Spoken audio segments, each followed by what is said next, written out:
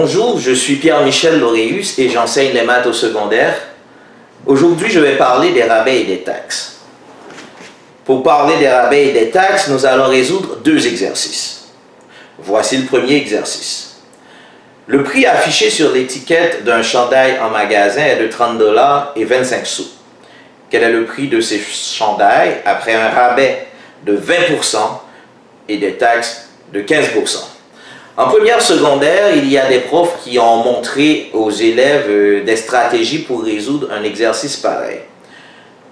Cependant, en deuxième secondaire, nous allons résoudre cet exercice en utilisant l'approche des proportions, cette fois-ci. Pour résoudre cet exercice qui comporte à la fois un rabais et des taxes, nous devons résoudre cet exercice en deux étapes. L'étape numéro 1 consiste d'abord à trouver le prix du produit avec le rabais, et à l'étape numéro 2, nous allons trouver le prix du produit qui est le chandail dans ce cas-ci avec le rabais et les taxes. Nous allons faire comme si la personne qui achète ce chandail passe en réalité dans deux caisses différentes.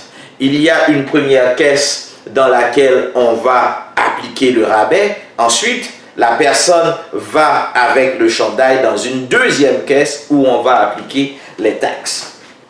Pour remplir ce tableau, nous devons comprendre le tableau. À la première ligne, nous voyons début, rabais et fin. Le début correspond à la situation de début. Lorsque l'individu va en magasin, quel est le prix qu'il voit sur l'étiquette du produit auquel il est intéressé?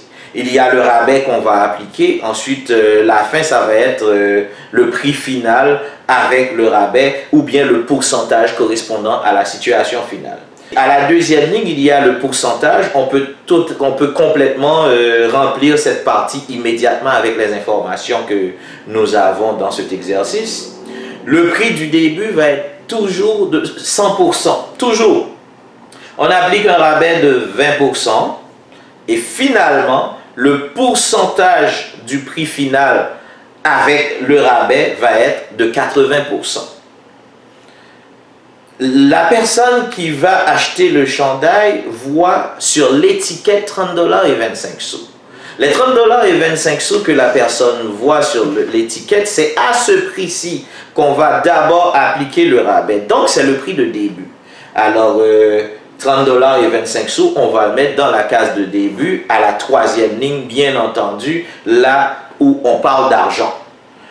Maintenant, qu'est-ce qu'il nous faut trouver à la première étape? À la première étape, il nous faut bien entendu trouver le prix avec le rabais. Pour y arriver, on va former une proportion. Donc, 100 divisé par 30,25. On va prendre les proportions avec les informations à la verticale. 30 divisé par 100 divisé par 30,25 va être égal à 80 divisé par x. Ou bien, il y a une autre façon de réfléchir aussi. On pourrait prendre les informations à l'horizontale, mais cette fois-ci, nous allons considérer les cases de début et de fin. Nous pouvons dire 100 divisé par 80 pour les pourcentages à l'horizontale est égal à 30,25 divisé par x. Comme vous le voyez, peu importe la façon dont on réfléchit, on va toujours arriver à la même conclusion, qui est la valeur de x est égale à 30,25 fois 80 divisé par 100. Pourquoi? Parce que nous devons multiplier les éléments sur la diagonale dont on connaît les valeurs. Ensuite, on va diviser par le terme restant qui va être de 100, qui va être égal à 100 dans ce cas-ci. Donc 30,25 fois 80 divisé par 100, ça va me donner 24 $ et 20 sous. Faites attention, 24 $ et 20 sous n'est pas le prix que vous allez payer et vous allez quitter le magasin. 24 $ et 20 sous, c'est le prix avec le rabais. Maintenant, même si ce n'est pas ce qui se passe vraiment dans la réalité, parce que dans la réalité, c'est dans la même caisse qu'on va charger le rabais et les taxes. Mais nous allons supposer qu'il y a une deuxième caisse. Après avoir reçu le rabais, vous allez dans une deuxième caisse maintenant pour que les taxes soient appliquées. À ce moment-ci, nous passons à l'étape 2 et nous considérons une deuxième situation. Nous pouvons commencer par remplir la deuxième ligne qui est la ligne des pourcentages. Le début, c'est toujours 100%. On applique des taxes de 15% et le prix final va être un prix de 115% par rapport à la situation de début. Les 24,20 $ maintenant, n'oublions pas, là, les 24,20 $, vous allez devant un autre commis à la caisse, donc les 24,20 $ vont correspondre vont correspondre à la situation dans laquelle vous avez 100% pour les 24,20 $. À ce stade, il faut faire attention. Et c'est là que des élèves se trompent dans cet exercice. À l'étape 1, les 24,20 $ correspondaient aux 80%. Maintenant, les 24,20 $ correspondent aux 100%. Et c'est normal parce que nous sommes dans une deuxième caisse. Donc, la personne qui se trouve au niveau de la deuxième caisse va réfléchir avec une nouvelle information. La personne à la deuxième caisse va commencer à réfléchir avec les 24,20 $. La personne à la deuxième caisse va réfléchir comme si le prix sur l'étiquette était de 24,20 $ maintenant. Donc, et finalement, qu'est-ce qu'on nous demande de trouver? On nous demande de trouver c'est quoi les 115%. Ça veut dire le prix final après le rabais et après les taxes. On fait encore une proportion. En établissant cette proportion, nous avons 100 divisé par 24,20 est égal à 115 divisé par quoi?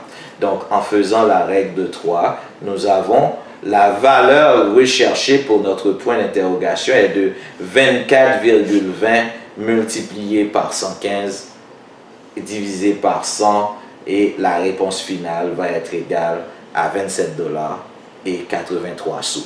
Donc 27 $ et 83 sous, c'est le prix qu'on va payer finalement et après avoir payé ce prix, on peut rentrer à la maison. Exercice numéro 2.